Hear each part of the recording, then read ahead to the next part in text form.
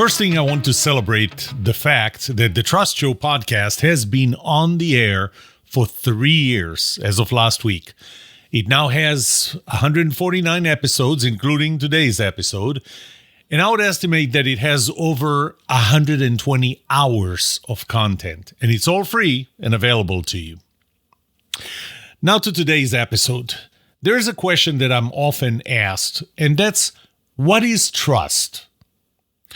Well, I answered this question in the Book of Trust, and even in the mini book of Trust, and also in this podcast, although it was about 3 years ago when I started this podcast. And oddly enough, or maybe not oddly enough, my definition of trust, which I finalized some 4 years ago with the first edition of the Book of Trust, has not changed. But it's probably appropriate to repeat it, mainly because I keep getting asked, so what is your definition of trust? What is trust? And maybe explain it a little better now. In this episode, I will give you my definition for trust, why we need trust, and some findings from my most recent trust research. Right after this.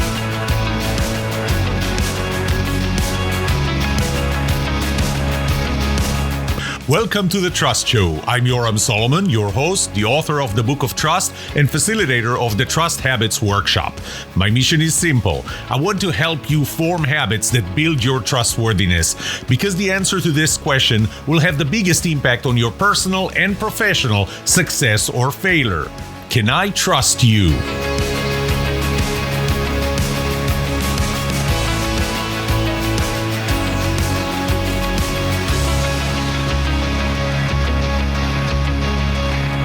When I started my work on trust, I started by looking at definitions, dictionary definitions for the word trust. And the dictionary definitions are almost worthless. I mean, it's for people who really don't really know what the word trust even mean. Then I started reading every book about trust, and I need to have a disclaimer here, and that's having the word trust in the title of the book and maybe in every other page doesn't make it a book about trust. And unfortunately, I came across a few books that were supposedly about trust, but really weren't. I read every significant article about trust. I ended up with my own definition. But before I go into the definition, I want to talk about why we need trust. And here's something that I do in my workshops and even in my keynotes. I describe why we need trust. So I'm going to start with, you're probably familiar with the phrase, no risk, no reward, right? What does it mean? It means that if you want to get a certain reward, there's typically a risk associated with it. So you want to gain something, and most likely you may lose something.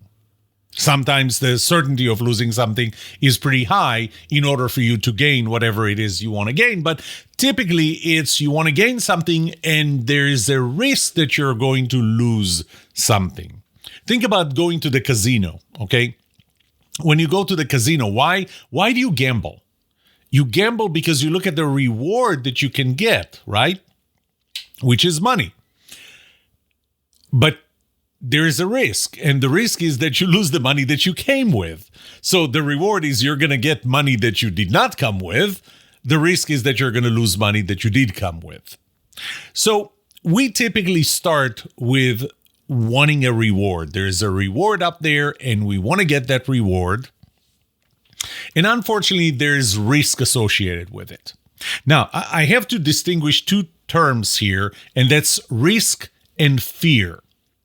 Those are related, but not the same. Risk is objective, fear is subjective.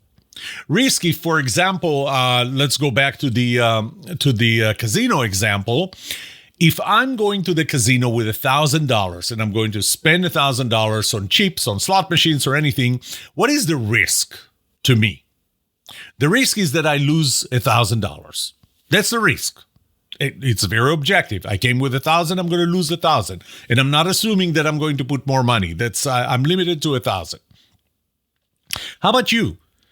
What is the risk to you if you go to the casino with $1,000?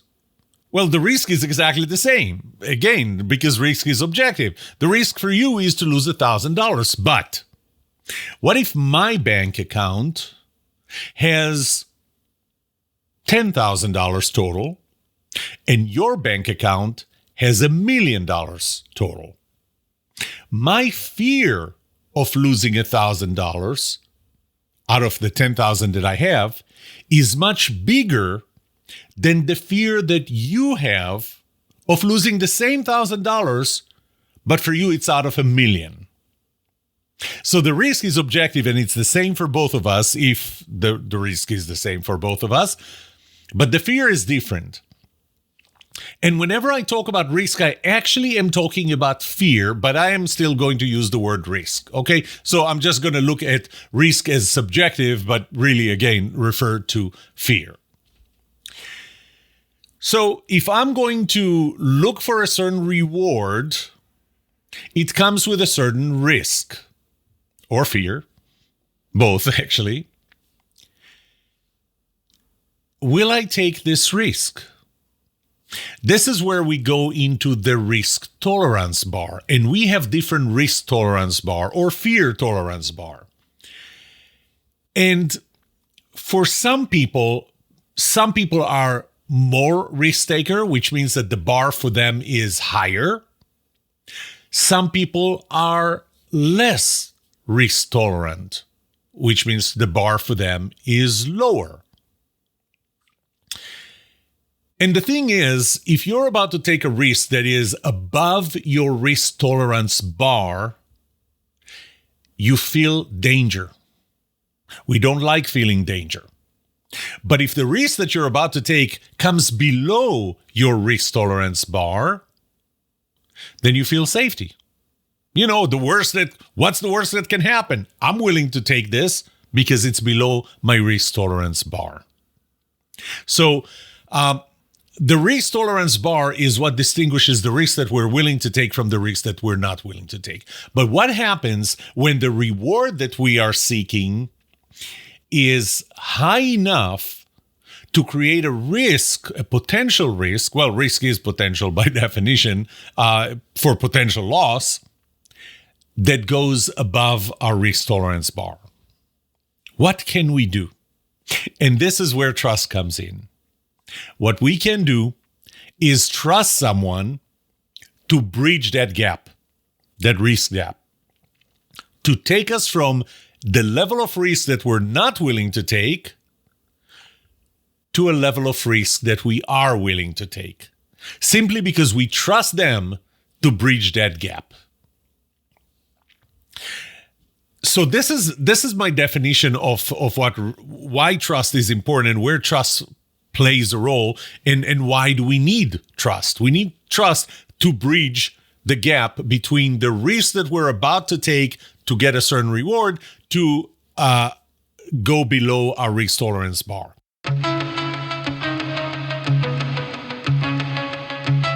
Now, I did some research recently, and part of it was to distinguish or determine whether we are risk takers. How are we on risk taking in general? That study took 426 participants. It was done in May of 2024, so this month, if you're listening to the podcast when it's released, of which 219 were women, 206 were men, and yes, if you add 219 and 206, you don't get 426, you get 425. One of them was non-binary, and I just didn't allocate it to the group of women or men to determine gender preferences. A group of one is just too small. So one of the questions that I asked is, to what degree do you agree or disagree with the following statement? I feel comfortable taking risks. Now, I have to admit that I expect people to be much less of risk takers than I found. What I found was that 8% strongly disagreed that they feel comfortable taking risks. 8% generally disagreed. 14% somewhat disagreed. So total disagreement was 30%. Then 23% were neutral. to whether they feel comfortable taking risk or not.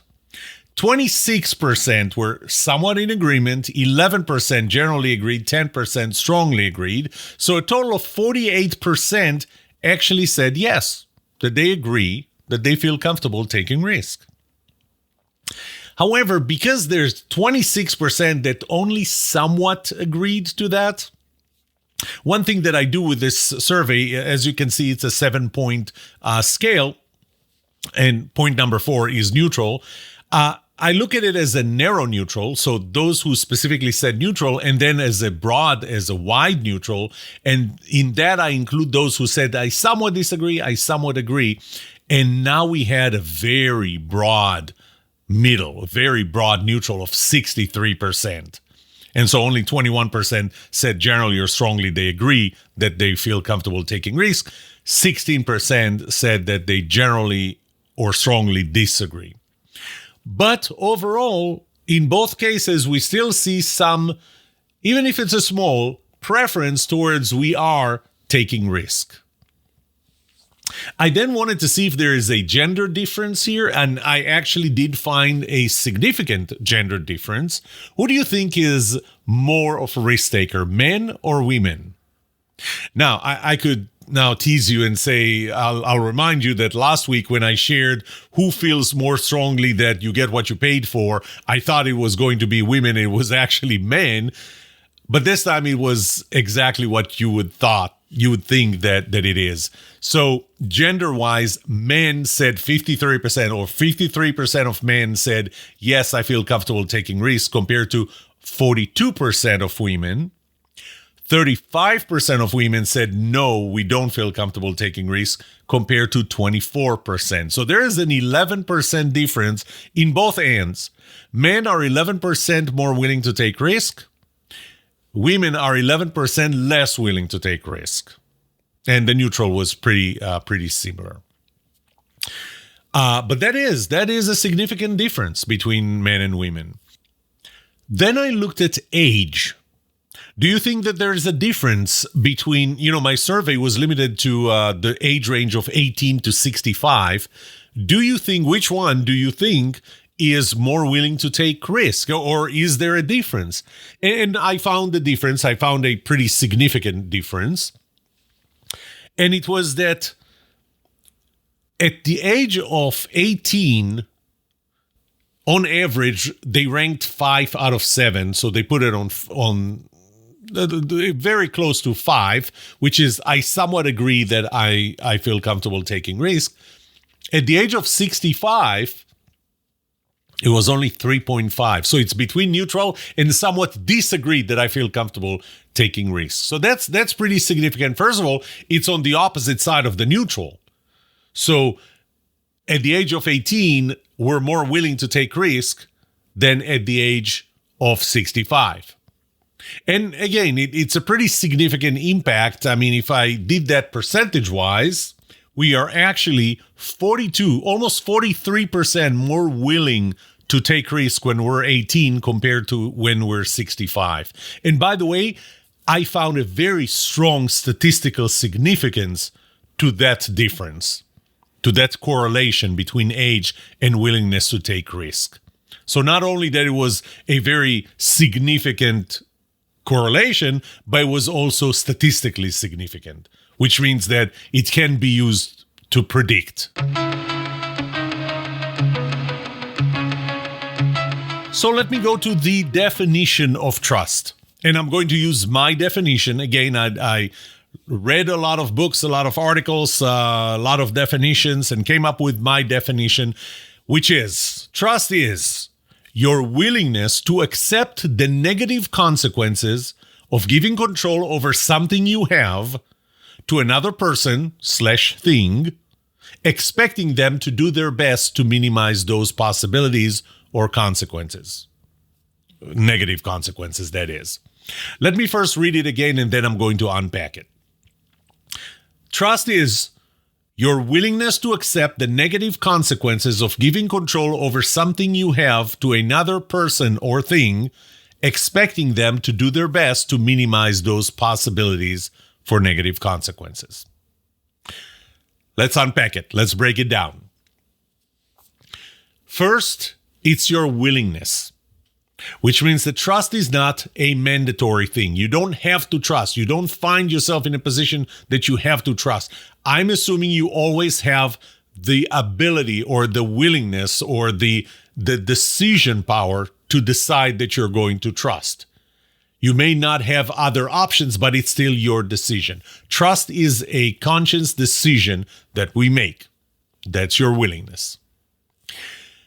There are potential negative consequences which you're willing to accept. The negative consequences are objectively the risk that's associated with the reward. More practically or more accurately, it's your fear of that risk, which we've already established can be different to other people. So when you trust, first, there are potential negative consequences. Second, there is a willingness to accept them if they happen. Of course, you're trusting that they're not going to happen, but we'll get there. The next part is that the consequences are consequences of giving control over something you have. So what is that thing that you have? It could be money. The casino, you're giving control over your money, your $1,000. Who are you giving it to? You're giving it to the casino, to the slot machine, to the poker table person, the dealer. Could be time. You could be losing time. You're risking time. Could be your job security. If I trust you to do something that I need for my job, I'm actually risking my job security. I'm giving you control over my job security. It could be as far as your life. I mean, whenever you board a plane, you're giving control over your life to the pilots, to the manufacturers of the airplane, to the company that maintains it, and so on and so forth. So to trust means that you are giving control over something that you have, that you controlled up until now. You controlled your money, you controlled your time, you controlled your job security, you controlled your life. And now you're giving control over that. You're doing it to another person or thing. That brings the question, who do we trust? And I believe that we trust, we can say 3 or 4 different entities. One is ourselves. We can trust ourselves. Now, I'm going to say that trusting myself, I don't know that I would separate that from where is my risk tolerance bar. Because typically, the more I trust myself, the higher my risk tolerance bar is, because it's risks outside of what I can control myself, out of what I can do myself by trusting myself. But I'm still going to keep it. So to another person, and plus in my definition, I'm talking about another person, not to yourself. It's not about trusting yourself. Trusting yourself is just a matter of where you put the risk or fear tolerance bar. You may trust God. And actually, in one of the future episodes, I'm going to talk to a man of God. He is I don't know how to define him, but he's a good friend of mine, and he's really a man of God. And we will talk about trusting God with him. And then there's 2 other people. And the reason I say it's 3 or 4 different entities is because I look at 2 types of other people. Other people that we know, this is typically a direct first-hand impression of another person, whether you knew them before or not, and you just got to know them, but this is someone that you're trusting and you know them. But then there's other people who you don't know. So take, for example, once again, you're getting on that plane, you trust the pilot. You know who the pilot is? I mean, you probably heard their name when the flight attendant said their name, and you probably remember their name for at least 5 seconds after she said that, and now you don't remember their name anymore. So do you really know the pilot? Because you are putting your hands at your life at the hands of the pilot. Well, we may argue you saw the pilot get on the plane. You formed a first impression. How about the people who filled fuel, Jet A fuel, into the plane? You trust them, right? Did you see them do that? Do you know who they are? Do you know their names?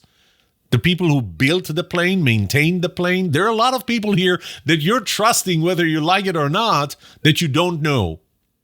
So how come you trust them? That goes into trust law number 5. Trust is or could be transferable. You trust them because you trust someone you do know, like the airline.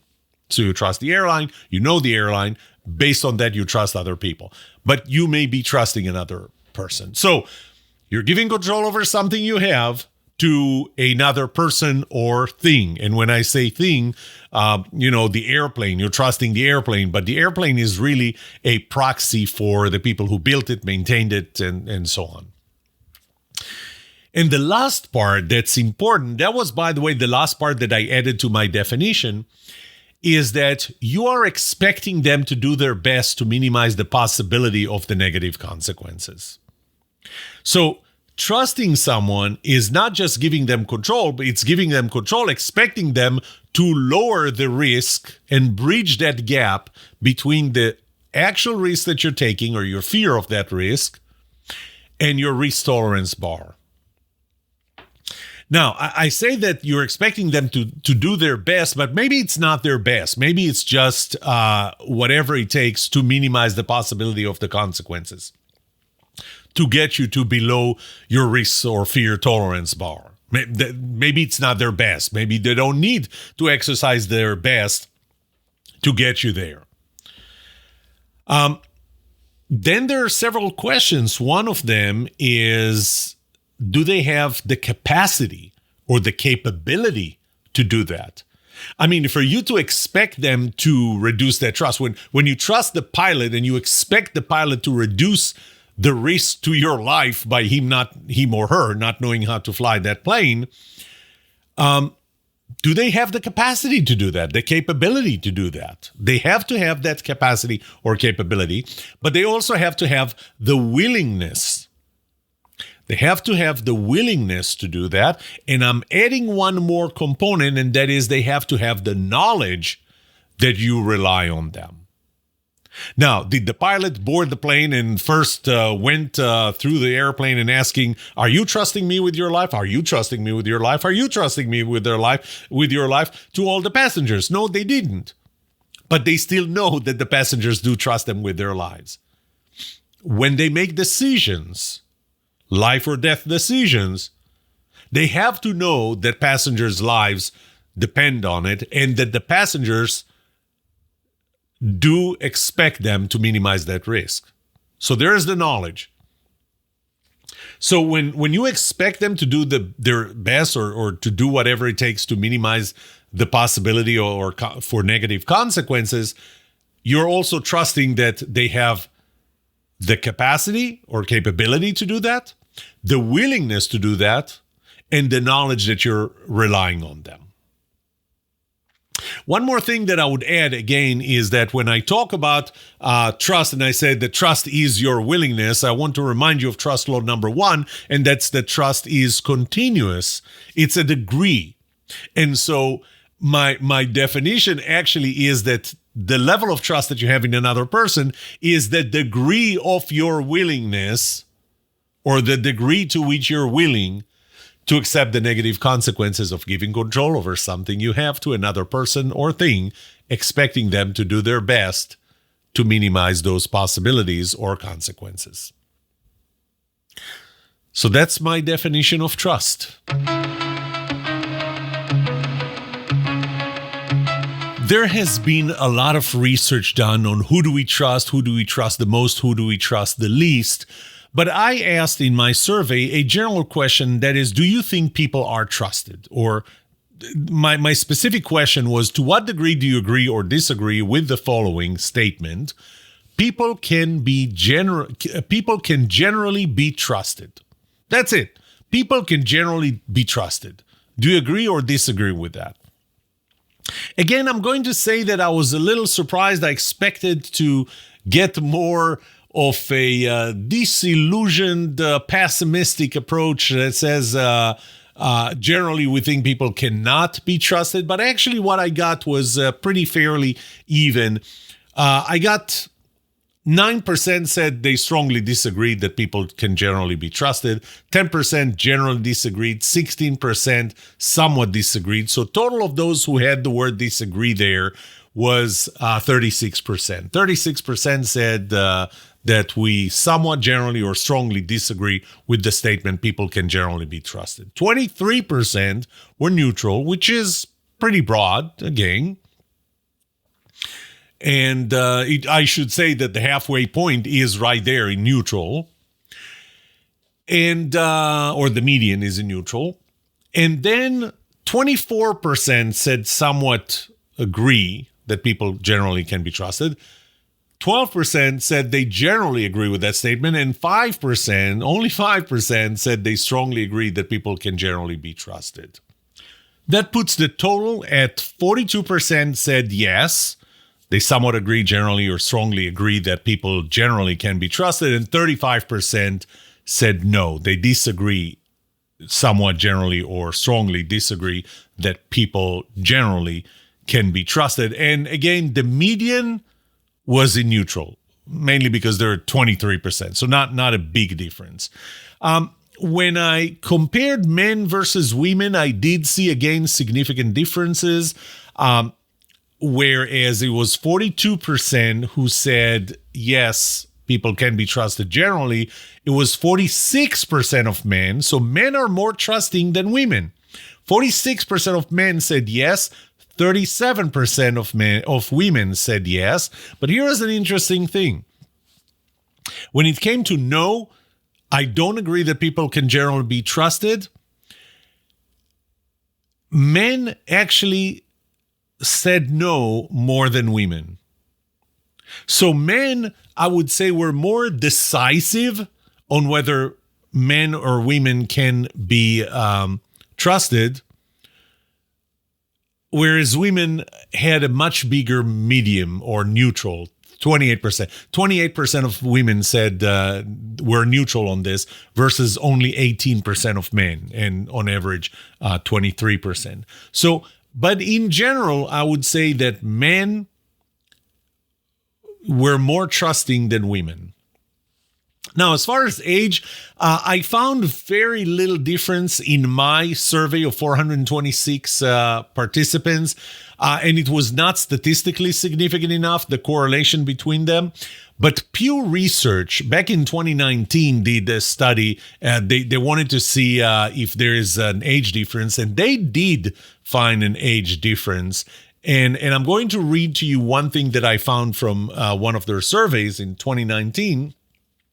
And the title of that article where they published the survey was that young Americans are less trusting of other people and key institutions than their elders.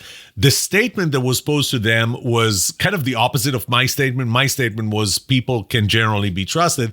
Their statement was most people cannot be trusted.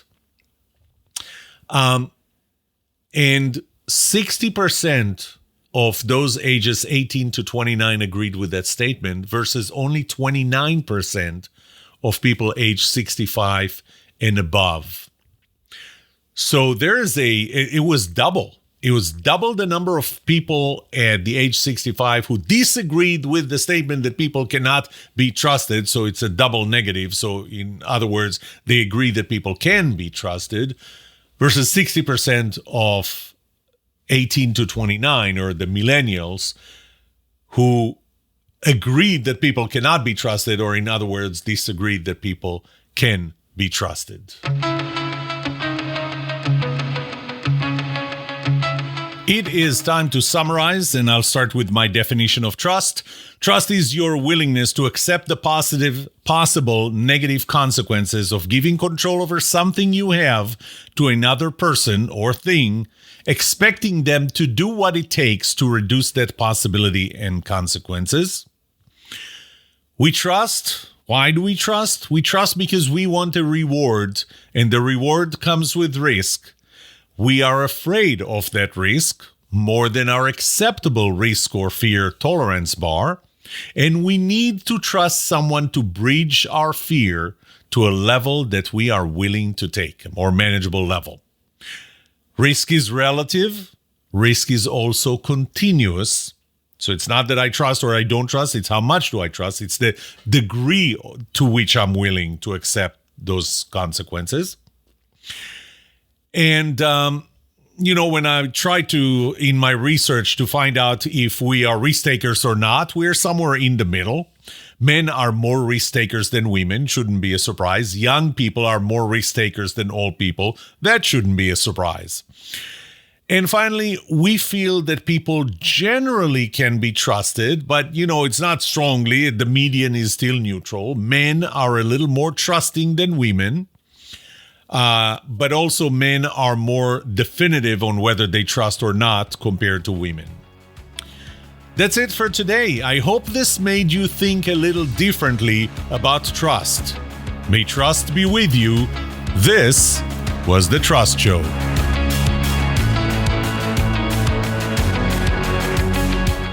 What would you like to know about trust and trustworthiness? Let me know and I'll answer it in a future episode. I would love to hear from you. Email me at yoram@thetrustshow.com. If you like this episode, subscribe to the show so you will automatically get notified when I release a new episode. Rate it. Write a review for this podcast because those ratings help not only you, but also others looking for podcasts just like this. If you're looking for more resources to learn about how to build trust, be trusted, or know who to trust, look up my workshops, online courses, books, or go to my website, trusthabits.com. And remember that the answer to these two questions will have the biggest impact on your personal and professional success or failure. Can I trust you? And can you trust me? Thank you for listening or watching The Trust Show.